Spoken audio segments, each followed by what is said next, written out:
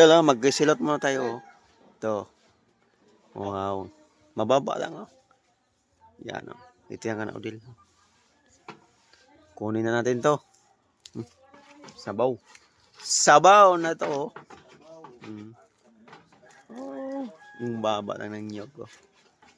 Tingnan nyo mga idol. Daming bunga, maliliit pa. No?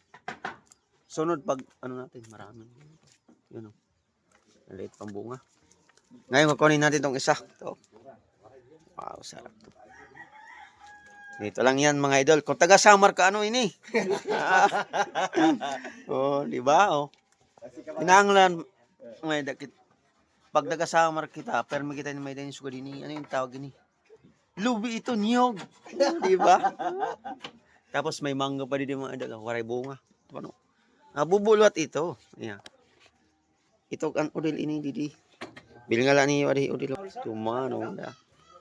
Didi lang ito, Samar. Waray tidak Manila. Labi nga, habubo. Dahano. Kasi ito, di mga idol. Ito, nakuha natin. Napakasarap na niyog. Fresh na fresh galing doon sa puno. Oh. Iyon yung isa nandun. Pagbalik natin susunod yun, oh, maraming bunga na maliliit. Yun na naman. Daming mga manok din dito. Kagabi, katay na kita mga siupaw, mga gunti. Diba? Adin ayam, nakawang ka mo, ihaw nato ini. Ito manok. Ah. Okay, bye-bye mga idol ha. Sarap, ano na natin to. Tanggalan natin ang sabaw.